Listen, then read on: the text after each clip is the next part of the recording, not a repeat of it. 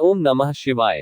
हर हर महादेव। श्री शिवाय नमस्तुभ्यम। दोस्तों, स्वागत है आपका अपने प्यारे से चैनल सीधे सरल उपाय में, जहां हम आपको बहुत अच्छी अच्छी बातें एवं आपके जीवन को सुंदर बनाने के लिए बहुत ही सरल उपाय बताते हैं।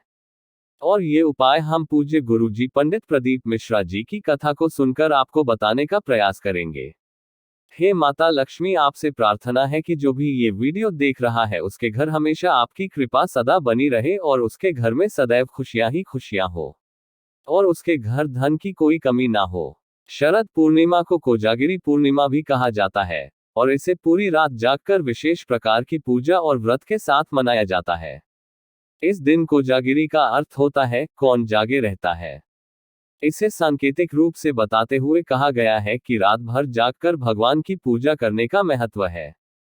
इस दिन विशेष तरीके से दूध, चावल और कुछ अन्य प्रकार की मिश्रित पूजा की जाती है, जिसे कोजागिरी कहा जाता है। इस पूजा के साथ साथ चंदन या चंदन के पानी से चंद्रमा की पूजा भी की जाती है।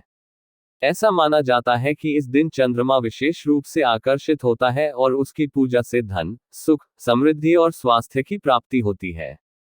शरद पूर्णिमा का महत्व हिंदू धर्म में बहुत अधिक है और इसे विभिन्न प्रकार की पूजा, व्रत और सामाजिक अलगाव के साथ मनाया जाता है। इसके अलावा इस दिन चंद्रमा की पूजा के लिए लोग घूमते हैं और रात को भगवान की आराधना करते हैं। शरद पूर्णिमा को आश्विन पूर्णिमा भी कहा जाता है। शास्त्रों के अनुसार शरद पूर्णिमा की तिथि पर चंद्रमा पृथ्वी के सबसे नजदीक रहते हैं। इस रात चंद्रमा की किरणों में औषधीय गुण की मात्रा सबसे अधिक होती है, जो मनुष्य को सभी प्रकार की बीमारियों से छुटकारा पाने में मददगार होती है। चंद्रमा की किरणों में औषधीय गुण होने के कारण शरद पूर्णिमा की रात को खीर बनाकर उसे खुले आसमान के नीचे रखा जाता है। रात भर खीर में चंद्रमा की किरणें पड़ने के कारण खीर में चंद्रमा की औषधीय गुण आ जाती है। फिर अगले दिन खीर खाने से सेहत पर सकारात्मक प्रभाव पड़ता है। ऐसा कहा जाता है कि शरद पूर्णिमा को रात में आसमान से अमृत की वर्षा होती है। शरद पूर्णिमा को अमृत बरसने के पीछे धार्मिक और वैज्ञानिक मान्यताएं जुड़ी हुई हैं।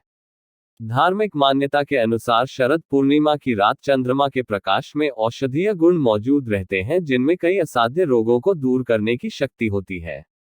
वहीं शरद पूर्णिमा को रात में छत पर चंद्रमा की रोशनी में खीर रखने के पीछे वैज्ञानिक तथ्य यह है कि दूध में मौजूद लैक्टिक नाम का तत्व चंद्रमा की किरणों से अधिक मात्रा में शक्ति का शोषण करता है।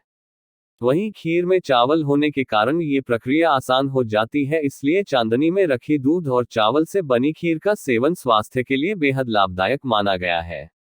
ऐसा माना जाता है कि इस दिन चंद्रमा की रोशनी में रखी खीर खाने से शरीर की प्रतिरोधक क्षमता बढ़ती है और कई रोगों का नाश होता है। शरद पूर्णिमा के दिन मां लक्ष्मी को प्रसन्न करने के लिए करें ये उपाय। धार्मिक मान्यताओं के अनुसार शरद पूर्णिमा के दिन मां लक्ष्मी का जन्म हुआ था। इस दिन रात भर जागरण करने के बाद सोने से पहले भगवान विष्णु और माता लक्ष्मी का नाम अवश्य लेना चाहिए। शरद पूर्णिमा की रात को जागरण किया जाता है, इसलिए इसे कोजागरी पूर्णिमा भी कहा जाता है। शरद पूर्णिमा की रात को खुले आसमान के नीचे खीर को रात भर चांदनी में रखने के बाद प्रसाद में जरूर ग्रहण करना चाहिए। शरद पूर्णिमा के दिन विशेष रूप से मां लक्ष्मी का पूजन किया जाता है। धार्मिक मान्यताओं के अनुसार इस दिन लक्ष्मी पूजन करने से सभी कर्जों से मुक्ति मिलती है, इसलिए इसे कर्जमुक्ति पूर्णिमा भी कहते हैं। शरद पूर्णिमा की रात्रि को श्री सूक्त का पाठ, कनकधारा स्तोत्र, विष्णु सहस्त्र नाम का जाप और भगवान कृष्ण का मधुराष्टकम का पाठ करने से विशेष लाभ होता है। शरद पूर्णिमा को माता लक्ष्मी के स्वागत करने के लिए सुबह स्नान करके साफ वस्त्र धारण करने के बाद मां लक्ष्मी का पूजन करें। पूजा में तुलसी को भोग, दीपक और जल अवश्य चढ़ाएं। ऐसा करने से मां लक्ष्मी प्रसन्न होती है और आशीर्वाद देती है। इसके अलावा शरद पूर्णिमा पर माता लक्ष्मी के मंत्र का जाप करने से माता की विशेष कृपा प्राप्त होती है। शरद पूर्णिमा की रात जब चंद्रमा अपनी 16 कलाओं से परिपूर्ण होता है, उस समय मां लक्ष्मी का पूजन करने से धन लाभ होता है। शरद पूर्णिमा की रात में हनुमान जी के सामने चौमुखा दीपक जलाने से बजरंगबली की विशेष कृपा प्राप्त होती है। तो दोस्तों, अगर इस वीडियो में दी गई जानकारी आपको पसंद आई हो तो वीडियो को लाइक करें, कमेंट करें एवं ये जानकारी अपने दोस्तों के साथ शेयर करें ताकि उनको भी इसका लाभ मिल सके। और साथ ही कमेंट में हर हर महादेव लिखना ना भूलें। हर हर महादेव। जय माता लक्ष्मी।